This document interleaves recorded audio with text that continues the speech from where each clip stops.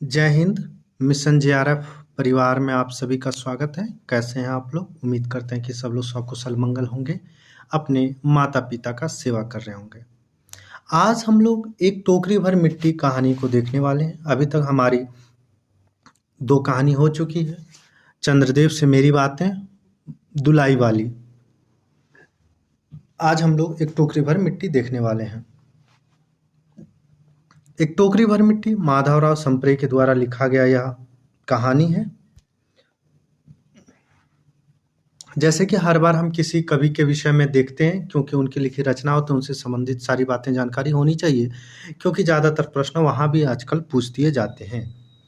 माधवराव संप्रे का जन्म 19 जून 1871 ईस्वी को मध्य प्रदेश के दमोह जिला स्थित पथरिया गांव में हुआ था तथा इनकी मृत्यु 23 अप्रैल 1926 को रायपुर छत्तीसगढ़ में हुआ।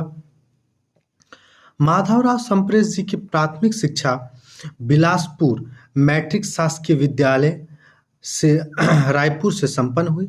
1899 में कलकत्ता विश्वविद्यालय से बीए उत्तीर्ण कर तहसीलदार के रूप में कुछ दिनों तक नौकरी की।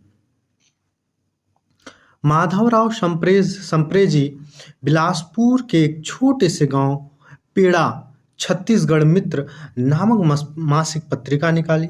यह पत्रिका मात्र 3 साल तक ही चली।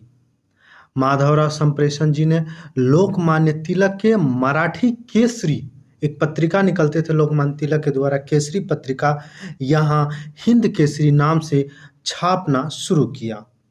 सन 1924 में हिंदी साहित्य सम्मेलन के देहरादून अधिवेशन में सभापति भी रहे।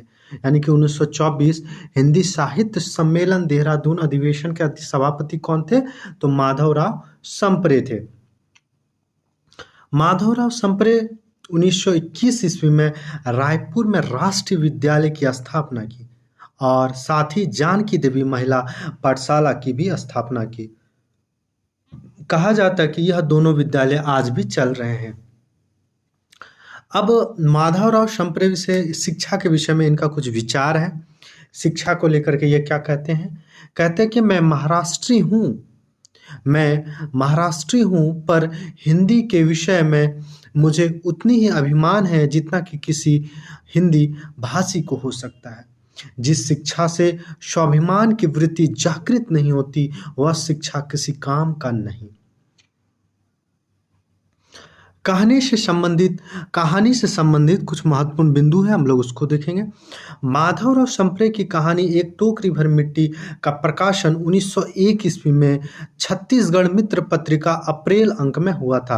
यानी कि एक टोकरी भर मिट्टी का प्रकाशन कब हुआ था? 1901 में। किस पत्रिका में? छत्तीसगढ़ मित्र पत्रिका में अप्रैल अंक में हुआ था। एक टोकरी भर मिट्टी को मध्य प्रदेश के ही देवी प्रसाद वर्मा ने हिंदी की पहली मौलिक कहानी कहा, जिसे प्रायः सभी विद्वानों ने स्वीकार किया। तो एक टोकरी भर मिट्टी को पहला हिंदी का मौलिक कहानी किसने माना? देवी प्रसाद वर्मा ने माना। संप्रे जी की अन्य कहानियों में सुभाषित रत्न 1900, एक व्यंग्य 1900, एक पथिक का स्वप्न 1900, ये एक पथिक का स्वप्न पूछा भी गया। यद्यपि देवी प्रसाद वर्मा ने सुभित रत्न 1900 को हिंदी की पहली कहानी माना था, पर बाद में कहानी तत्व की कमी की वजह से इसे अस्वीकार कर कहा कि एक टोकरी भर मिट्टी न केवल हिंदी की पहली मौलिक कहानी है, बल्कि स्वाधीनता आंदोलन पर लिखी गई पहली कहानी भी है। ये एक टोकरी भर मिट्टी के महत्वपूर्ण चीज़ों को देखिए। अब हम लोग कहानी पे आते हैं। एक टोकरी भर मिट्टी, देखिए यहाँ एक टोकरी भर मिट्टी का यहाँ प्रकाशन वर्ष 1900 बताया गया है, और हम लोग जो देखे वह क्या था? 1901 था। तो दोनों चीज़ों को याद रखिए, क्योंकि प्रश्न दोनों भी कभी भी ऑप्शन में दिया जा सकता है। दोनों में से एक ही आपको हमेशा देगा, तो याद रखिएगा 1901 ही याद रखिएगा। हालांकि इसको भी ध्यान में रखना आप लोग को। एक टोकरी भर मिट्टी माधवराव संप्रे, क्या नाम है? माधवराव संप्रे। किसी श्रीमान जमींदार के महल के पास एक गरीब अनाथ विधवा की झोपड़ी थी। जमींदार साहब को अपने महल का हाता, यानी कि हाता उस झोपड़ी तक बढ़ाने की इच्छा हुई। यानी कि जो महल को और बड़ा करने की उसकी इच्छा हुई। हाता का यह अर्थ सीमा हो सकता है कि झोपड़ी का सीमा बढ़ाने का प्रयास कर रहे थे। विधवा से बहू तेरे कहा कि अपनी झोपड़ी हटा ले, पर वह तो कई कहीं जाने वह कई जमाने से वहीं बसी थी। उसका प्रिय पति और इकलौता पुत्र भी इस झोपड़ी में मर गया था। पुतहू भी 5 बरस की कन्या छोड़कर चल बसी। यानी कि बच्ची की जब मृत्यु हुई थी तो उसका माता उनके माता की मृत्यु हुई थी तब बच्ची का उम्र कितना था, कन्या का उम्र कितना था, 5 बरस था। अब यही उस पोती की वृद्ध काल में एकमात्र आधार थी।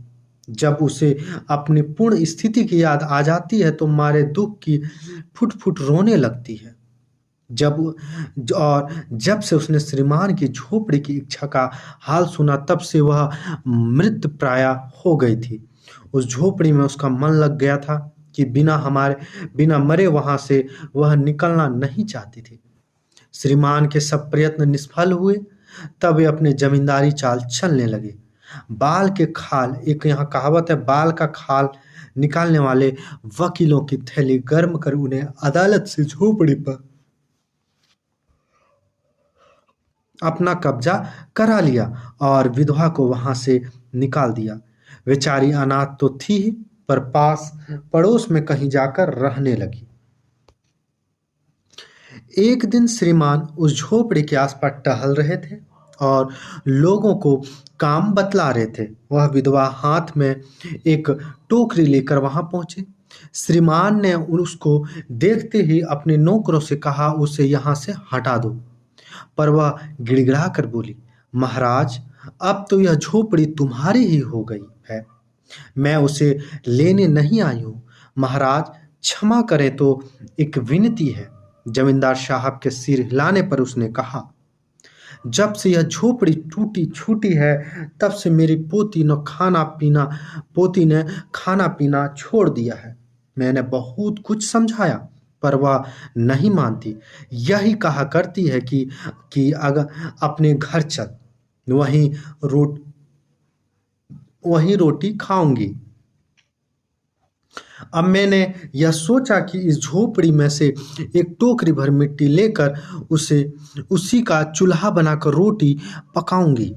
इससे भरोसा है कि वह रोटी खाने लगेगी। महाराज कृपा करके आज्ञा दीजिए तो एक टोकरी भर मिट्टी ले लूं।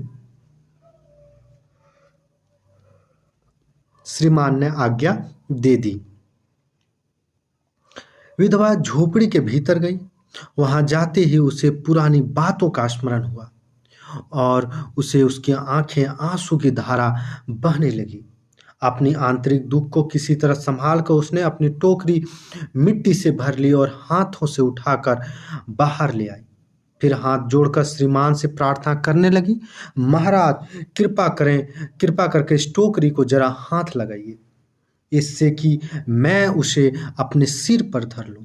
जमींदार साहब पहले तो बहुत नाराज हुए, पर जब वह बार बार हाथ जोड़ने लगी और पैरों पर गिरने लगी तो उनके मन में कुछ दया आ गई।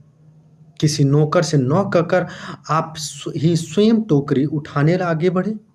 ज्यों ही टोकरी को हाथ लगाकर उठाने लगे त्यों ही देखा कि यह काम उनकी शक्ति के बाहर है। फिर तो उन्होंने सब ताकत लगाकर टोकरी को उठाना चाहा, पर जिस स्थान पर टोकरी रखी थी वहां से वह एक हाथ ऊंची न हुई। लज्जित होकर कहने लगे, नहीं, यह टोकरी हमसे नहीं उठाई जाएगी।